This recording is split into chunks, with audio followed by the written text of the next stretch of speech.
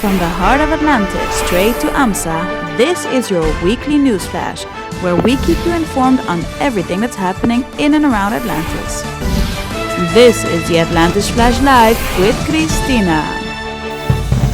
Welcome to this week's Atlantis Flash Live, the ultimate video magazine for Atlantis colleagues and their loved ones.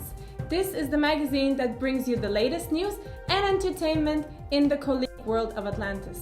Let's review this week's top stories.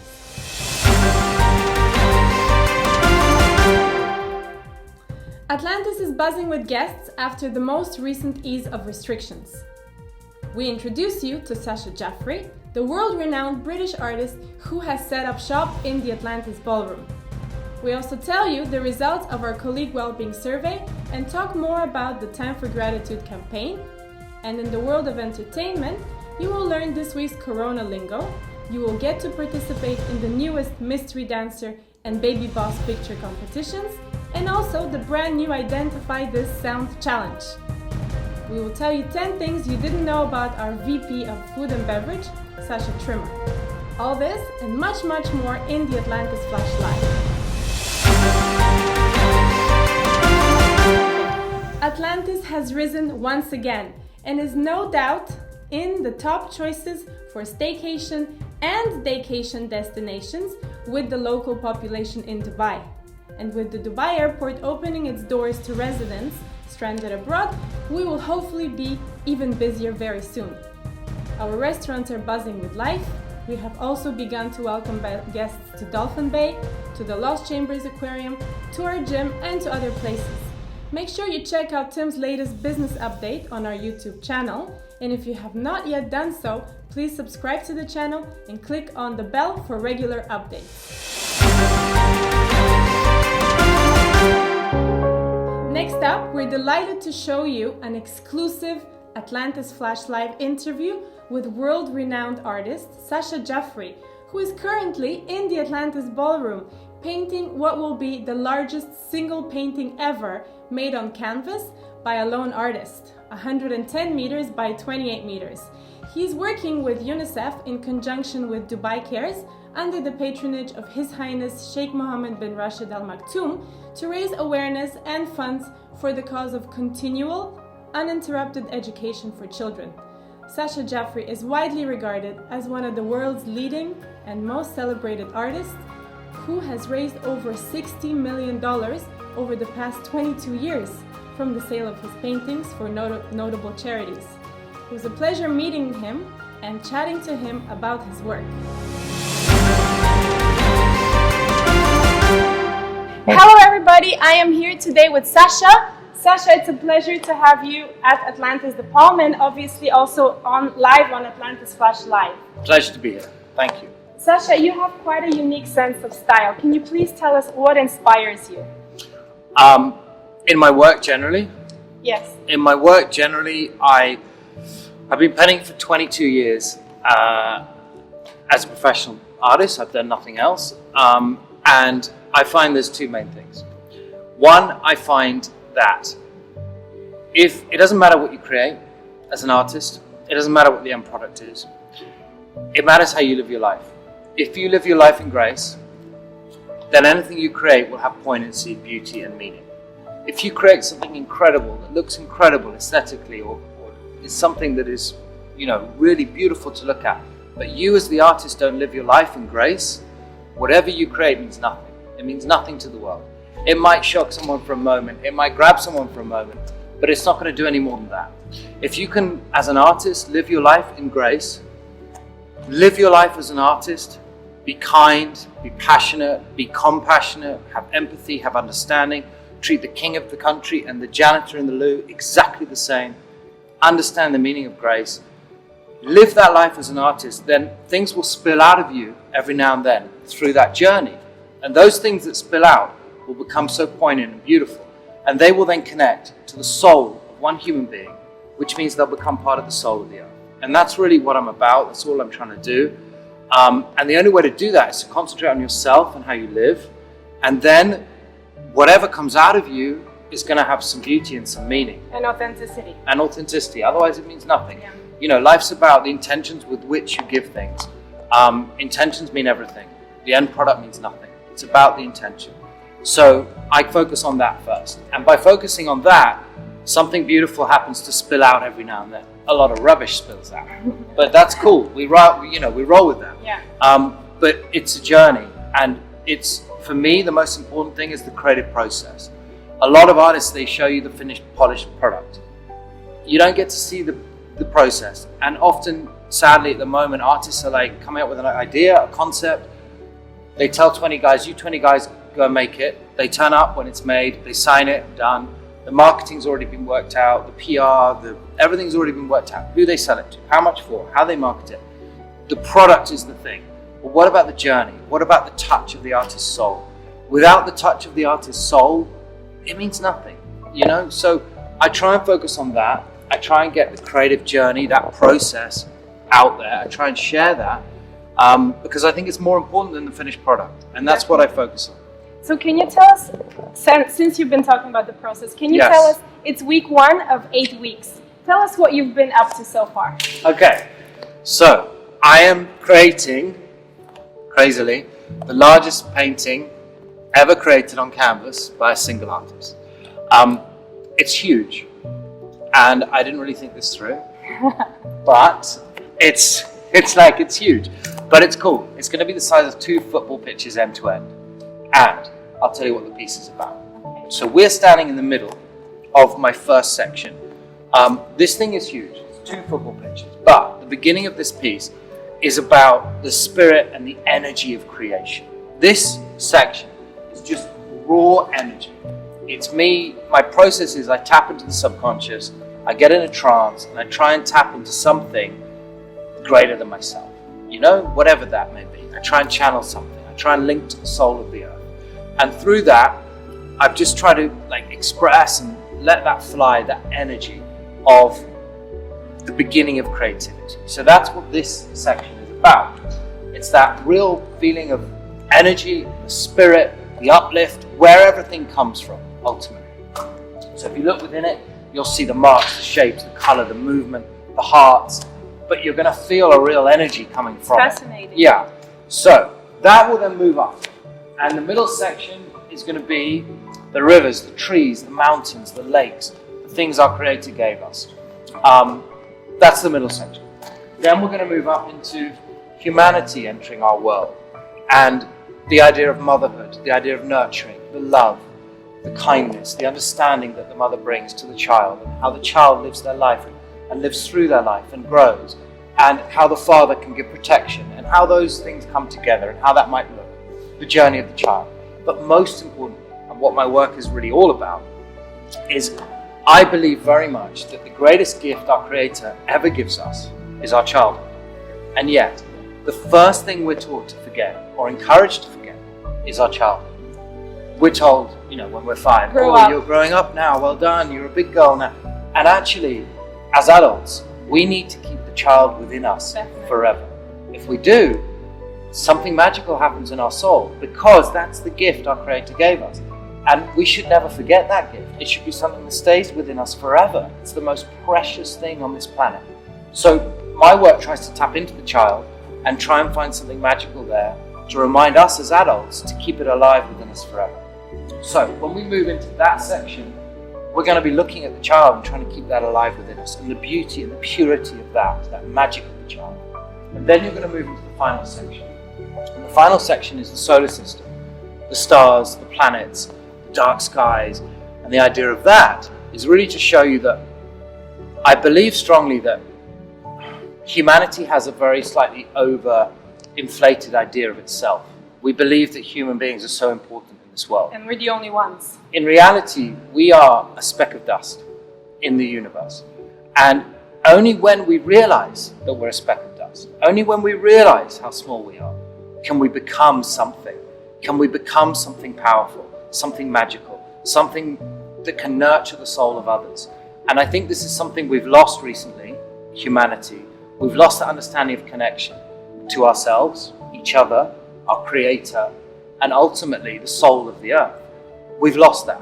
And I really hope and believe that through this journey, the 8 weeks, I'm going to aim to reconnect us to ourselves, each other, our creator and the soul of the earth, but through the minds, the hearts, the souls of children, because that's the only way to do it. So with that in mind, there's going to be portals within this piece, big circular sections, which will be the children's artwork that's coming in from all over the world to Atlantis the Palm via our website, and they're sending all their work, and it's beautiful work. And I'm going to paste this to the canvas in a circle. So when you look at the painting, you're going to see that story I told you, but then you're going to see these portals, which is the portals of the child's soul, and hopefully that's going to bring us back to a better world. That's the idea. This is so beautiful. That's the idea. Everything that you've said and you've spoken about today is fascinating, absolutely fascinating. Cool. And actually what I would like to propose is if we can bring you to the Atlantis Flash on a regular basis, where you can tell our colleagues and our viewers about the progress of your painting. Sure, Yeah? that would be a pleasure. That would be great. You've got to come and see me as often as you can, Yes. and we'll give an update as to what we're doing. Definitely. So before we say bye, is there anything else that you would like to say to our viewers? I don't think so. Just keep watching this wonderful lady and keep watching what I'm doing here, and give us all the support you can. And most importantly, I want to ask all the children out there to send me their artwork so you can be part of the largest painting ever created on canvas. Thank you very much. Thank you. Sasha.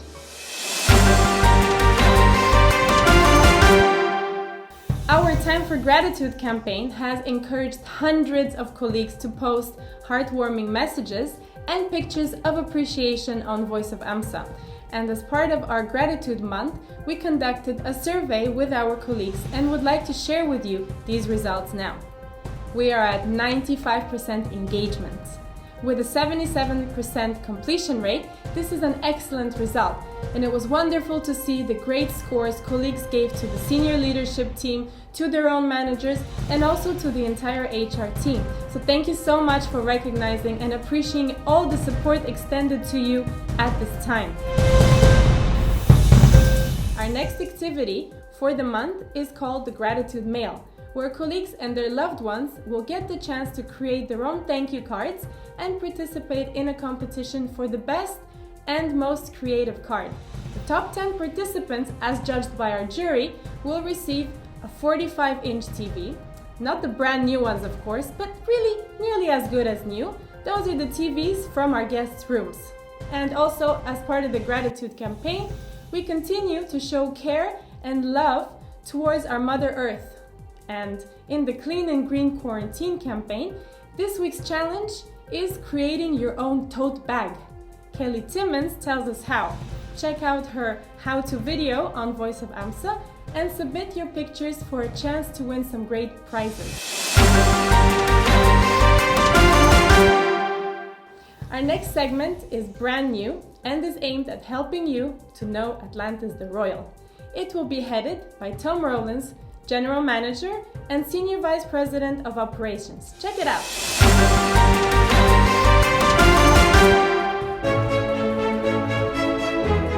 Welcome to Atlantis the Royal. My name is Tom Rowlands, General Manager and Senior Vice President for Atlantis the Royal. Very exciting to be able to introduce the property to you today. First of all, Eid Mubarak. Best wishes for you and your family, and also I hope everybody is safe and well during these times. We are excited to see Atlantis the Palm come back to life, and also excited to announce that all this while continued work has been taking place at Atlantis the Royal. As you can see, the property behind me is truly coming to life. We have an unbelievable property with 795 guest rooms and suites, and truly it will be the very best Dubai and the world really has to offer. As we look at into the future, we will see a food and beverage program that is being unveiled that is unequaled anywhere in the world. We'll have a destination as Atlantis Dubai with celebrity chefs that will be complementing the already phenomenal food and beverage program from Atlantis the Palm, and truly creating a destination that is unequaled. And that will be complemented with a phenomenal spa program, a phenomenal arrival program, and an experience all around the property that truly Dubai has yet to be seen. So in the weeks ahead, lots of information will be unveiled about what will happen and what is coming to our shores in early next year. So you will see the lineup of celebrity chefs being unveiled. You will hear about the artwork. You will hear about the arrival experience, the phenomenal fountain shows, the art program at the hotel, and so forth. So we are excited to be part of this journey of Atlantis Dubai, and we are very grateful for the warm welcome you have given to everyone of Atlantis the Royal. We look forward to the future with you and are excited about telling you all there is to know about Atlantis the Royal. Thank you so much and have a great and safe evening. Thank you.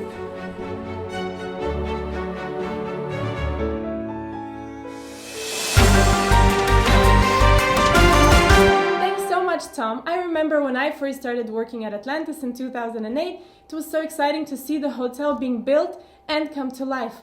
This is really us making history right now.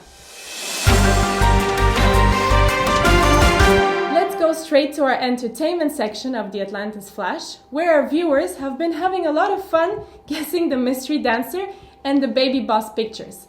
First up, last week's mystery dancer was none other than Alice Brown, executive housekeeper. Most of you guessed correctly, but there can only be 2 winners from our raffle draw, so congratulations to April and Robin. Now let's see this week's mystery dancer.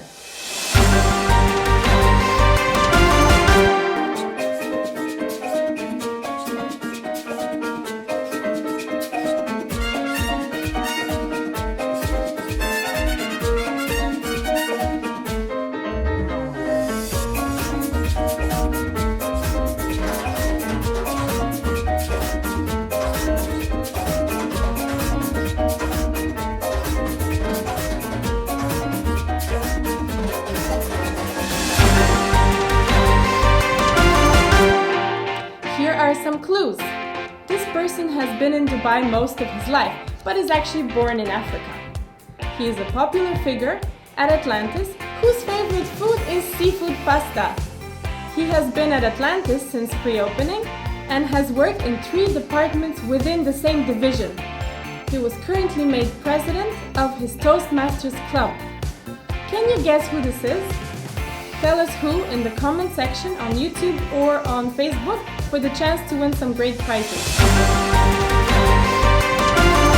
Our next competition is the Baby Boss. Before I announce this week's Baby Bosses, let's first congratulate Sharon Whitelaw for guessing correctly. Now, these 3 pictures show the sales team as babies.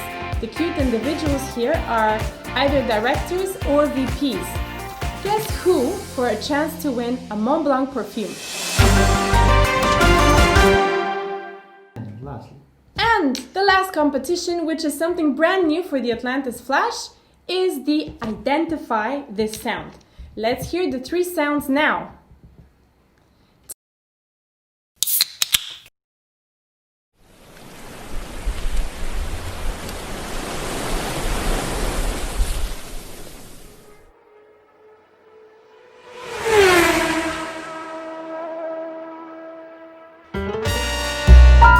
Type your guesses in the comment section and subscribe to our YouTube channel. Enough from me now. Let's hear it from Rachel, who will tell us a little bit more about the latest Corona lingo.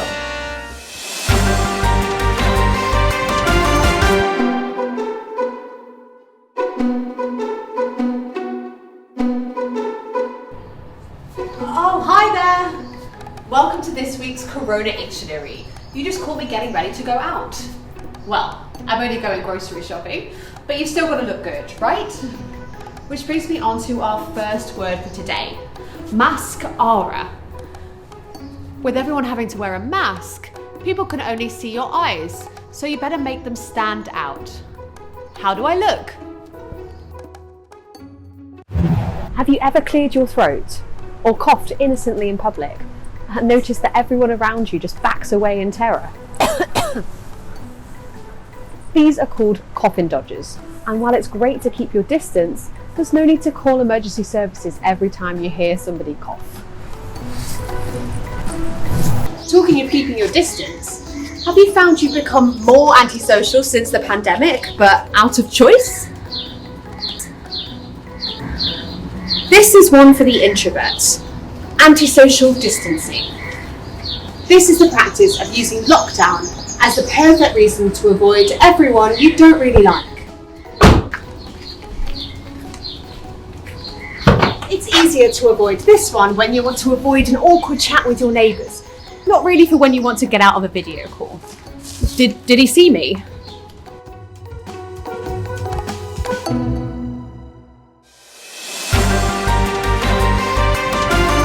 Thanks, Rach. I can definitely identify with coughing dodgers. I tend to get really funny looks from people because I have very loud sneezes, in supermarkets especially. Well, we also interviewed some adorable children from the Atlantis family about Corona, and this is what they had to say.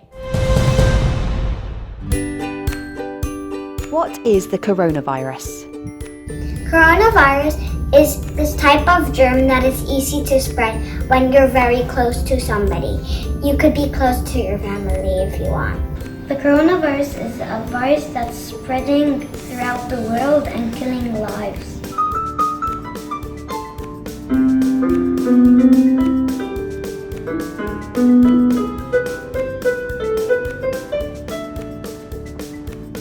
Hi everyone.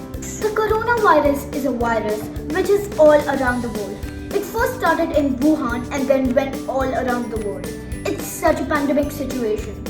Coronavirus is a germ. Coronavirus is a flu and a very contagious disease. From what I have read, it has come from Wuhan, China, and now it has spread all over the world. I hate the coronavirus. So the coronavirus is a pandemic that's spreading worldwide and it's killing millions of people. I personally can't believe how much it's spreading. It's just affecting everyone and it really sucks. I've heard the words coronavirus or COVID-19 more than I've heard my name. It's really bad. How many days have we been in lockdown? The day that was locked down was I'll say 10,000? I'm not sure, 100, 1,000, 1,000,000. I don't know. Too many days we've been on lockdown on too many days. I haven't been counting. We have been in lockdown from the last 2 months. And it's really boring. I go with my piano and my guitar, but the best part is games. We started lockdown since probably the beginning of March, so probably 90 days. We're about to hit 100, so it's crazy. It feels like a very long time. Who is the first person you're going to hug when lockdown ends? Soon when the airlines begin, I would go to India and hug my grandmom because I love her the most. The first person who I would hug is my aunt because she is in a hospital in India and treats the people infected with coronavirus. When lockdown finishes, I'm gonna hug my whole entire family. What do you think we should do to get rid of the coronavirus? I think we have to stay at home and keep cleaning our houses and stuff. To get this virus out, to wash your hands, put mask, put on gloves, stay home, and expose yourself. To stop this coronavirus is to wear gloves and masks and also stay at home. If the coronavirus was an animal, what animal would it be? I wouldn't say an animal, but instead I would say an insect because I would take an insect as cockroach because cockroaches are disgusting, same as coronavirus is also disgusting. I have mixed emotions. It could be a lion or it could be a snake. They're very vicious and they don't back down. So I feel like the coronavirus could be anything that's very vicious and fierce. If coronavirus was an animal, I think it would be a crocodile because you can't really see a crocodile in the water. So when you're just walking in the lake, the crocodile will just touch you then. Uh-oh, coronavirus. If coronavirus was an animal, I will say a rat. Because rats, when you just see it runs so fast that you cannot see it. But when you just go straight and then you touch it, Corona time. Aren't they just charming? Now last week we promised you some gossip on our senior leaders. Welcome to 10 Things You Didn't Know with Sascha Triemer, our Vice President of Food and Beverage. Hi, my name is Sascha Triemer. I'm the VP of Food and Beverage. Have you ever run a marathon? Yeah, I will hopefully complete my 20th next year if there's no isolation. Otherwise I run it inside. What was your first job? Working as a chef. What's your favourite type of movie? Anything to do with action, just boy stuff. How old were you when you first became a manager? Probably 28, 29. What's your middle name? Robert. If you weren't in the hospitality industry, what job would you be doing now? Probably army or police. If you had a superpower for a week, what would it be? I want two, invisible and flying. What's your favourite day of the week and why? Off day and payday, for the obvious reason. What's on the top of your bucket list?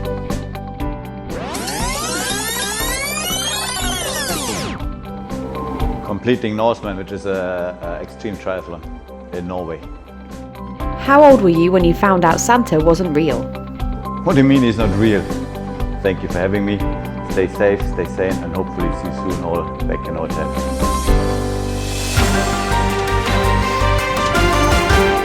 Well, that's all we have time for this week.